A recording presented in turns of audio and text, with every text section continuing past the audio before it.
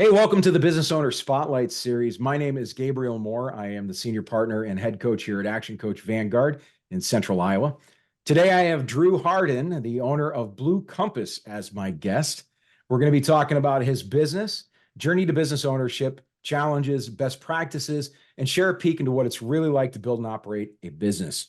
If this is your first time on the channel, be sure to like and subscribe and to get you notifications when we drop new conversations just like this one. Drew, welcome, and thank you so much for being here today. Thanks, Gabe. Appreciate it. Yeah, so give us a brief overview of your background and tell us a little bit about your business. I grew up here in Iowa, and we started Blue Compass in 2007. So I worked at a video production company for about 6 years or so. I started interning there when I was 19 years old, pretty young, in 2001, and it really gave me a good picture of what it's like to serve clients. It taught me about the agency setup and doing good work. I was a designer and an animator at this video production company, Wow. and really, really enjoyed the work and really loved serving clients. And I really loved the culture of the place when I first started. It was a lot of fun. There wasn't a lot of hierarchy. There was a lot of laughter in the office. So loved that, really gravitated towards that. Yeah. So got hired there after college and ended up breaking off. And my business partner and I, we worked together there, but we broke off and started Blue Compass in 2007. And the whole goal of Blue Compass is to provide good organizations with a clear direction for their online presence. And we do that through web design, development, and digital marketing like search engine optimization and Google Ads and content marketing and things like that. So it's been a tremendous journey. We've been doing it for almost 17 years, and it's really been a blessing over the years to grow and learn and serve good clients, but also create a really good culture. That's important to us. We want to serve our team members with an incredible environment where they're never looking over their shoulder because someone's going to take their credit, where they're happy, where there's laughter in the office, where people can have fun together and do their best work. That's great. The team is such an important part of any business that's a viable business. The team, as far as the owner's perspective, should be the most important part. At least that's what we teach here at Action Coach. So, I also come from a video background, believe it or not. I love the fact that you did some video stuff back then. And you're right, the environment in that type, the culture is such an important thing. I love the video culture as well. Tell us a little bit about the role you currently play in your business today. So I'm the CEO here at Blue Compass, and it's been an interesting journey because, like a lot of business owners, when I started this back in 2007, I did everything. I did design, I You wear all did the hats. wore every single hat, Yeah. and probably none of them particularly well. And it's really been a blessing over the years to hire good people who are better than I am at all of these things Yeah. and let them do their thing. And, like many business owners, I think it's been hard for me to learn delegation over the years and to give up some Sure. of that control. But I've gotten to the point where I've got it figured out pretty well. And, I always feel like these days Blue Compass could run just fine without me. We just have a great system. We have amazing people here who do it really well. And so these days, as CEO, I think my number one purpose, Gabe, at Blue Compass is to make our mission and our values known to our team members, to live There you them go. out myself, and to help our team members do the same. And if I can do that, it creates the environment, the culture, the workplace that we're all going to do our best work in, where we're enjoying what we do, where people aren't upset when they're leaving in the evening. That's my number one purpose now. That's outstanding. You talk about a hiring team and delegation, right? And how you gradually became better and better at it over time. And delegation is really about getting the right people on the bus, right? In the beginning, understanding recruitment and things like that. Has that evolved also, your recruitment for new talent and things like that?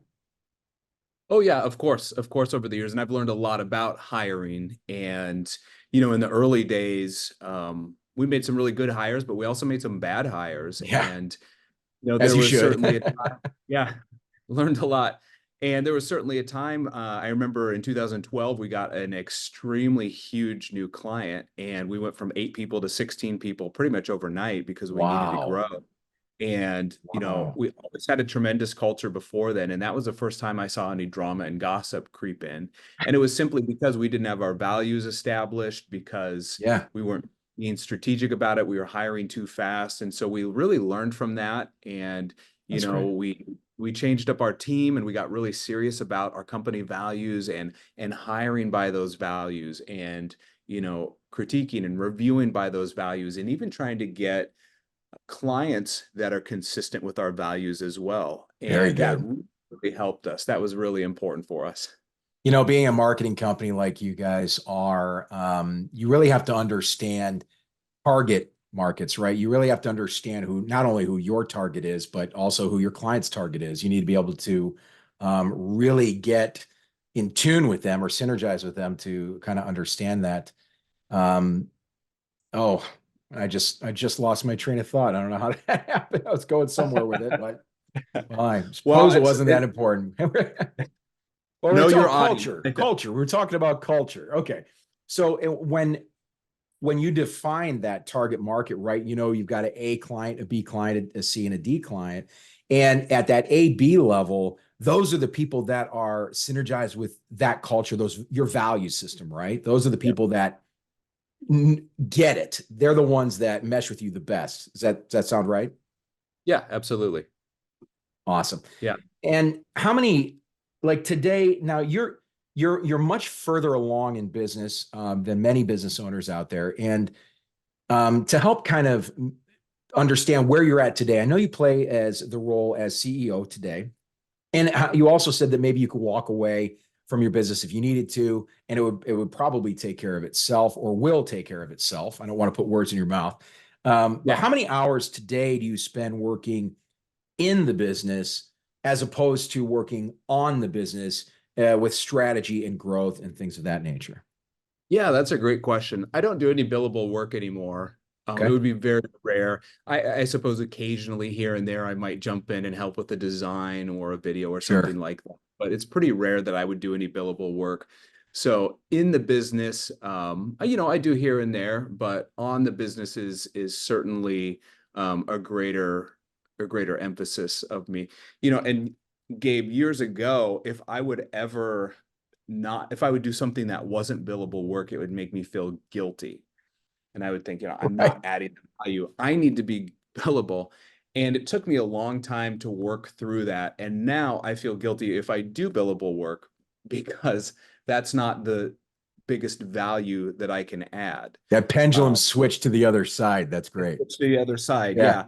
Yeah. So I think for all of us, it's really helpful to define, what are you doing that you're kind of incompetent at, that you're not so good at? What are you doing that you're competent at? And then what are you doing that you're absolutely fantastic at, that you're excellent at, that maybe no one else can do?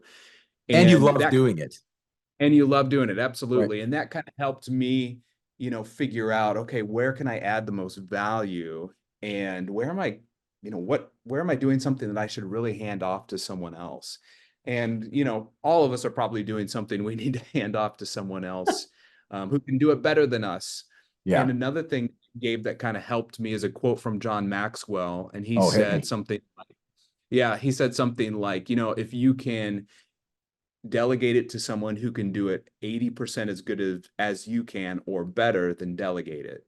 And I 100%. think Yeah. that's the principle that I've tried to live by. And so many business owners, they're so married to their business, they associate themselves with their business so strongly, they think they are their business.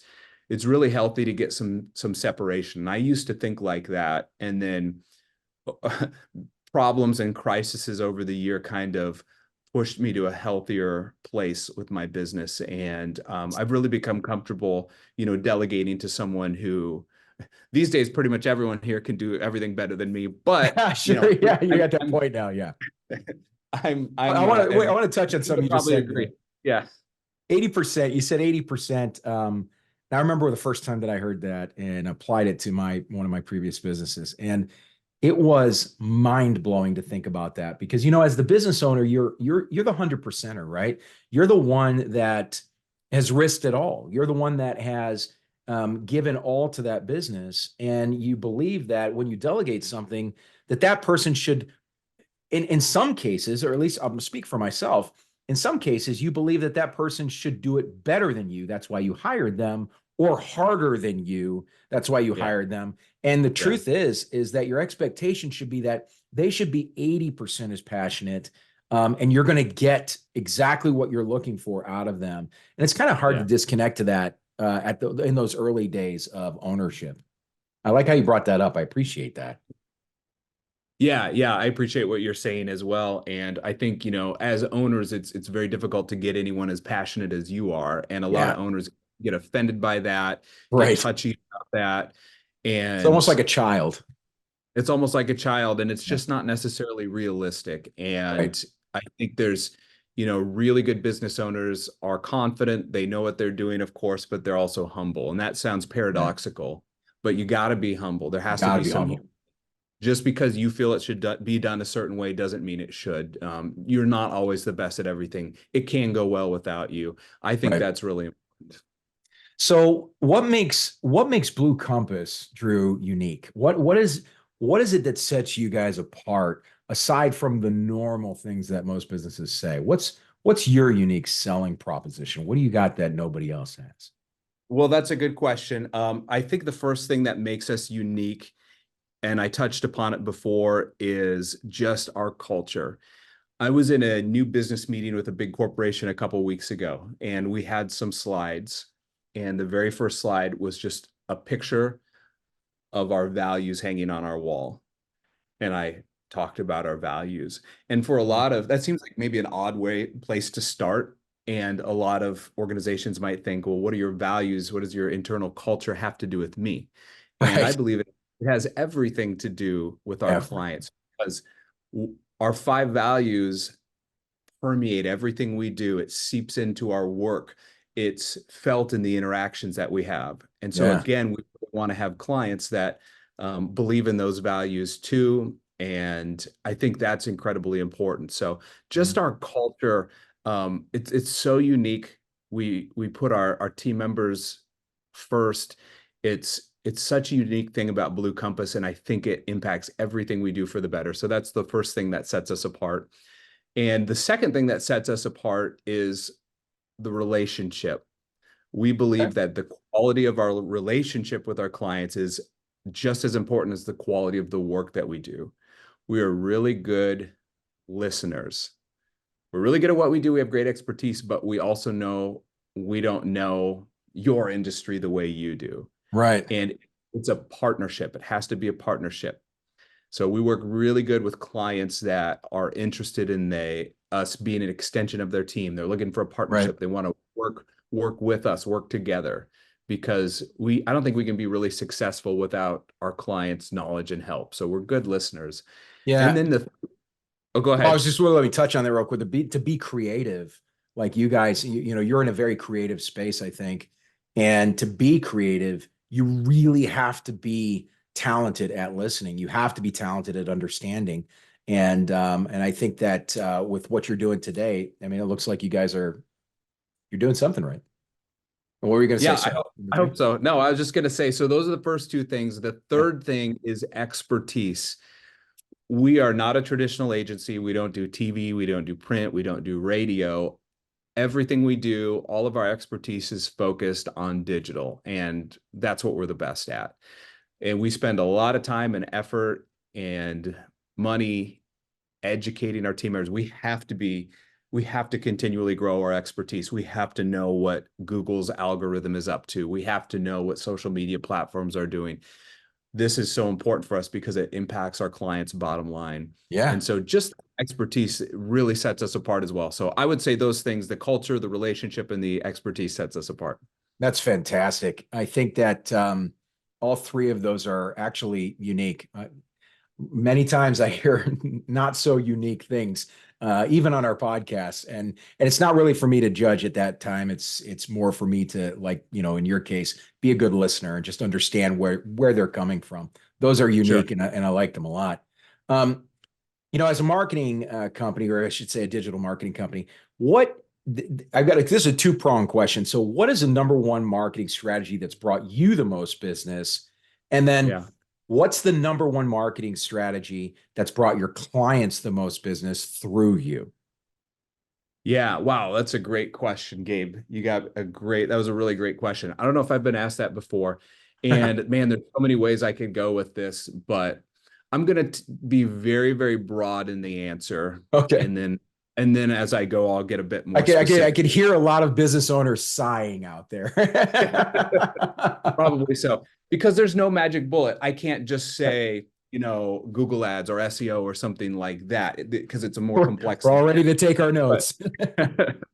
broadly, I think the very best marketing technique that's benefited Blue Compass is content marketing. And when I say content marketing, I mean providing valuable content for free to our target audience, giving away our expertise. I wrote a Yes. book about this years ago.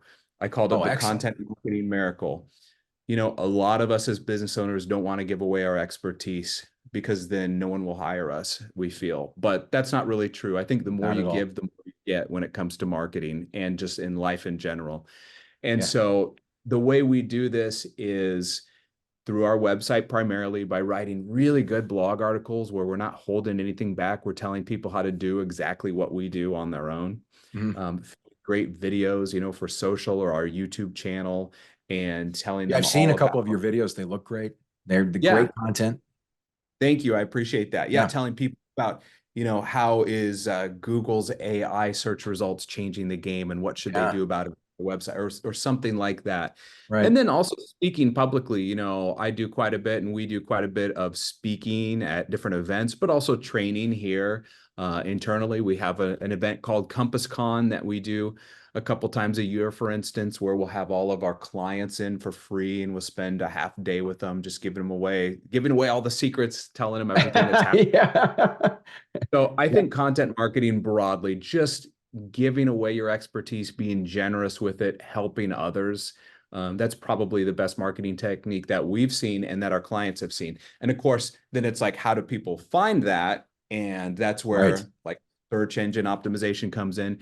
Generally, we see the best traffic that comes to our clients' websites and our websites. In other words, the people that are most likely to convert to perform the actions that our clients want them to perform on their website, like fill out a Mhm. form or product, it's most likely to come from organic Google search or search engines in general. In other words, not paid search ads, but organic search.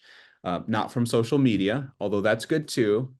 Not even from direct traffic, but from just natural organic blue links, in search. Yeah. And so creating content that appeals to people, but also search engines is really important because it gets more eyes on your brand and it gets you more results. No, that'd be a good strategy for your type of company too, would be, you know, and I don't want to reduce what you just said because what you just said to me, I also believe and free education is absolutely paramount to a good marketing strategy.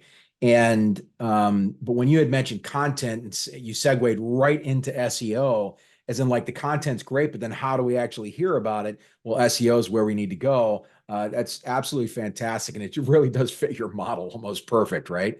About how you're able to offer that type of service to your clients. Well thought out, well put. For Yeah, a little thank bit you. of a surprise question, I didn't lead that one out. So we've spent a lot of time focused on the business and sharing a few of the best practices. I want to kind of dive back into you a little bit, Drew. Why did you what did it feel like that transition into going into business kind of for yourself with a Blue Compass or and I know you had a partner that you worked with. I want you to elaborate a little bit on that transition for me.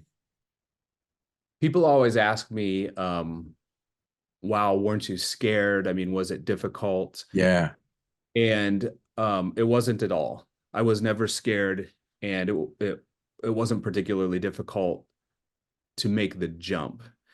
And the Okay. reason for that isn't because I'm wise or I knew what I was doing. I was 25 years old. I was super young. I had no idea what I was doing.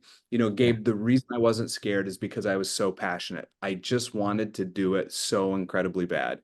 And it taught me that when your passion outweighs your fear, you can do incredible things. Oh yeah. Oh And yeah. man, I am imperfect and I've made mistakes along the way and Yeah. I've learned from mistakes. And I was young, I didn't know what I was doing, but I at least had passion. And I think that's what got me through a lot of it. Passion's And huge. yeah, it was really, really big for me. So of course there was a many challenges and struggles, Mm. but yeah, I think the Well, actually, passion. that's a good segue, Drew, as you know, challenges and struggles. My next question to you is going to be, what was your most memorable challenge, your most memorable roadblock or hurdle to overcome? Yeah, let's tackle that one for the audience. Well, there's been innumerable. Yeah, I that's a fair statement. That's a fair statement. I want to have you pull out just one and make it a big one. I think a lot of times it's difficult for an organization to rise above the potential and quality of the leader. And so when I look back to the early years, it's like it was really rocky and difficult. And slowly, as time has gone on, Blue Compass has done better. Things have gone smoother. And it's not all because of me, it's because of our team. It's because God's Of blessed us, I course. think. But also, it's really correlated with my growth at the same time. And everyone wins when a leader gets better. So that's been really important. But I think maybe the most difficult time, and I'll go back to it's something I said before, was back in 2012 when we grew really quickly and when drama and gossip crept in for the first time. Yeah, the And poison. yeah, it was just an incredible poison. And that's Mhm. one of our values now. We reject drama and gossip. Yeah, good. It's so bad. So I think that was a big struggle and a big learning period, and we had to let some people go, and we had to make some tough decisions, and it took a couple few years to get back on track. That was very difficult. So I would Sure. say that. And you talked about how you feel that your growth as an individual was had a paramount impact on the growth of the organization. How did the growth of the organization have an impact on your growth? So, in other words, what did it look like on the opposite end? I mean, as your organization started to grow, did you feel that pressure? Of course, absolutely. So the bigger the clients we get, the more pressure, the more team members we have, the more pressure to perform as a leader, to be better, to improve, to handle stress. I think stress is a big one. I mean, that pressure that's on you, especially for a young leader who hasn't done this before. I Right. mean, I went from an intern to the leader of a company in about 2 years. Yeah. So a lot of on the job learning. For years, I thought very negatively, and I said, when is this going to fall apart? We have to make this much payroll every week. We have Yeah. to get projects in. How are we going to complete these? And I kept saying, when is this going to fall apart? When is this going Yeah. to fall? What if it And I fails? What if it fails? What if it What if it fails? fails? Yeah. And I finally realized, Gabe, I'm not playing to win. I'm playing not to lose. Right. And What that a was kind different of an important perspective. moment. Yeah, for me. And I resolved, Gabe, that, if the worst ever happens and this company goes under and it goes bankrupt and I lose everything, I resolve to only feel thankfulness and gratitude because of everything I've learned along the way, which is absolutely invaluable. And once I resolved to feel that way about the worst case scenario, I felt a lot better and the path towards less stress really began. And that Yeah. was helpful. Yeah. I know that you had mentioned you read about my story and stuff, and you just touched on a very important topic for me. I'll see if I can get that in there. That's my rock. I keep that in my pocket all the time Yeah. because, quite honestly, it really does come down to perspective about how strong you are. And when you are able to even grasp upon the negative things or the things that are meant that are designed to tear you down, and you figure out a way to find out how to be grateful for those designs, it's going to change your entire future. It's going to rocket you into a whole different way because it doesn't matter what happens to you as long as you remain grateful. and it's going to permeate everything. We talked about poison on the drama side. This is like medicine on the other side, medicine that Yeah, infects everybody, right? sure. Yeah, it's a great way to look at it. I love Yeah, that. Sometimes people gratitude. will ask me like, "Hey, what's the number one thing you've learned in your journey as a business owner?" And I've thought about that, and I think maybe the number one thing I've learned is that you become what you think. You Yes. become what you think. There's a verse in Proverbs that says, "As a man thinketh, so he is." And I think that's really Yeah. true. And Yeah. it's so easy to focus on the problems, on the issues, on the negatives. It's human nature. But I Right. learned over the years, just because a negative thought enters your mind doesn't mean you need to entertain it. That's right. It's just images and words. It's not necessarily reality. And I feel like our minds are constantly pulling us back to the past or forward to the future. And it's Yes. really difficult for us to stay in the present, but it's called the present for a reason. It's a gift. And I think most happiness is found in the present. And that's something I'm still working on. I want to spend more time in the present, but it can be really difficult. I appreciate I appreciate like mindsets, Drew, because really there's not enough of us in the world who kind of share in this mindset. I appreciate the fact that you have a culture now that probably really contributes to that mindset these days. And I know that took a lot of hard work. And for those business owners out there that are trying to maintain that personal level of mindset, of a higher mindset, they might be lonely in certain areas because they might think that they're the only ones that think that way. And you are a shining example of they're not the only ones that think that way. And I'd imagine that your team, if you're one of the leaders of your team, that's also going to permeate down into your team as well, and their mindset is also going to be escalated. And so I appreciate you and the way that your mind works. It's very comforting to be able to speak to someone like that. Well, that's kind of you to say. I appreciate that. I had a younger business owner who owns an agency in a different state. Yeah. Recently, he's looking at Blue Compass. He's seeing that we have all these team members and all these clients, Yeah. and he's like, "You've made it. How did you do it? Like, how do you feel? You've made it." And I thought that was so interesting because I never think of myself as someone who's made it. Right. It's like you're not But there yet. It's yeah, always I'm the not next there step. yet. But I think everyone can look at someone else and think they've made it. They're so wise, they're so smart, they're Nailed it. so wealthy, they're so successful. But I Right. don't know if any of us ever really make it. Like, I'm trying to get better, I'm trying to progress and move in the right direction. And I'm sure someone else might look at him and think he's made it. Right. So I appreciate the compliment, Gabe, very Yeah. much. I'm a I'm trying to improve and get better as time goes on, and I'm not there yet, but I continue to work on it. Yeah. Keep doing that.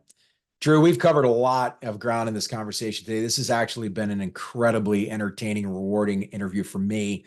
And for those who are watching, I highly encourage you to save this and come back, watch it a few times. Drew's covered a lot of deeply personal perspectives on business ownership, in my opinion. At least it resonates with me, that's for sure. But keep coming back, watch this one over and over again. And I'm sure Drew's going to share it, and we're going to share it. But as we begin to wrap up, Drew, I've got a few rapid fire questions, and these are kind of Okay. like quick top ahead answers for each. One Okay. word or one sentence. You ready to rock this? I'm ready. All right, let's go. What is the key to success for you? Humility and That's hard work. humility and hard work. Don't have all the answers, do we? No. What is the one piece of advice you'd give to other business owners? Realize it's not all about you, and be a great listener. Listen to understand, don't listen to reply. Yeah, we have a saying here at Action Coach that says true communication is the response you get.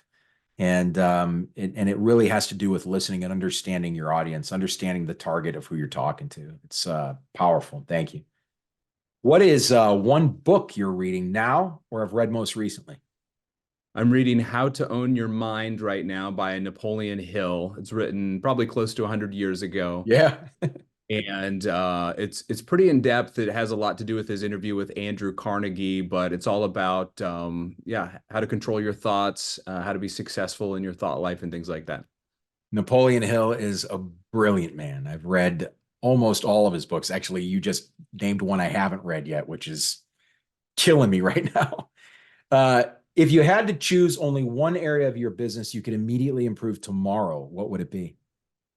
I would say our video capabilities. We're great at everything we do. I'd love to grow in video. We do create videos and things like that, but that's something we'd love to expand, and we'd love to create more video content to share our expertise and also help our clients. Right, right. Thank you. Well, before we get into the final question of the day, how can others learn more about you or Blue Compass? If you want to check out Blue Compass, it's just bluecompass.com, and we're all over every social media. And then if you want to check out me, I do a lot of speaking gigs on leadership, company culture, and things like that, and digital marketing, of course. So if I can ever speak to one of your groups, I'm always interested in doing that. But my website is drewharden.com. So that's HARDEN, drewharden.com. And I'm all over social media as well. Awesome. Last question, Drew. You ready? Ready. What is most inspiring to you today? Ooh, most inspiring. I think most inspiring when it comes to the business here is just my team members. I had a lunch with a team member yesterday, and she said, the other day you mentioned how your goal is to always better serve your team every year. And that made a big impact on me. And that is really what I want. I want to be a great leader, and I want to be able to treat and reward our team better every year. Outstanding. Outstanding, Drew. As we wrap up, I want to say thank you, Drew, very much. Very much. I appreciate it. Thanks for the opportunity. I really enjoyed the conversation, Gabe. Yeah, me too. This has been an amazing spotlight on your journey, not just as a business, but as an owner as well. I'm deeply grateful that you allowed me to look under the hood with you to learn more about Blue Compass and you. I'm looking forward to seeing where you go next, though, man, because quite honestly, you guys are at this level. Really, sky's the limit, right? And we haven't really talked about your growth because we're out of time, but I'm excited to see where you're heading. Thank you. I appreciate it very much. Absolutely. This has been the Business Owner Spotlight with Drew Harden of Blue Compass and your host, me, Gabriel Moore with Action Coach Business Coaching. We'll see you next time.